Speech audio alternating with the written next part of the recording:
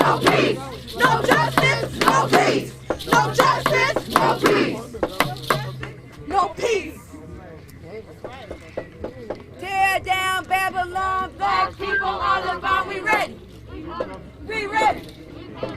Tear down Babylon, black people all about. We ready. Again, we're live here in Brooklyn Center, Minnesota, at the scene of a police killing. Daunte Wright, 20 years old, lost his life earlier today by Brooklyn Center police during a traffic stop. We ready. I need somebody's child taking over because I can't talk. Tear down Babylon, black people all about. There's a gathering here on 63rd. There might be another gathering at the police station off 66th.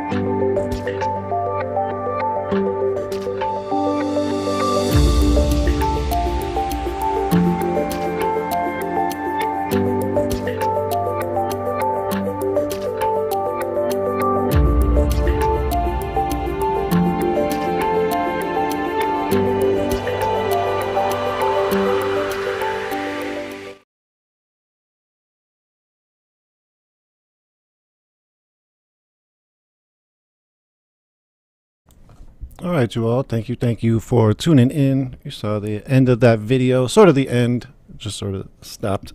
What it was right before Unicorn Riot made its way over to the Brooklyn Center Police Department, where sort of a lot of police violence happened from then on for many days outside of Brooklyn Center Police Department. So we'll get more into those videos as the trial continues. Today we did go over some of the footage that we filmed directly after Daunte Wright was killed outside.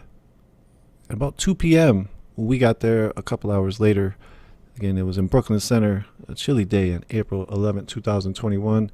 Again, real quick, brief update, a brief rundown. If you missed morning and afternoon, check it out on our website, check it out on our Twitter, check it out on our Facebook and our YouTube. You can watch those live. There was 3 police officers who testified. There was 3 other individuals, and there was 2 medical professionals. So check out those testimonies. These are all the witnesses these are all the state's witnesses. And we'll be back tomorrow, as you see, at 10 a.m. And you can see Unicorn Riot is your source for original independent media. We are commercial free and we are not for profit. And our mission is to bring you context of social and environmental struggles and engage and amplify the stories of social and environmental struggles from the ground up. We're here for enriching the public by transforming the narrative with our accessible, non-commercial, independent content. So it is only your support that allows us to continue to do that. Check us out at unicornriot.ninja. Have a great week, night. We'll be back at 10 in the morning, Central Time. You all take care.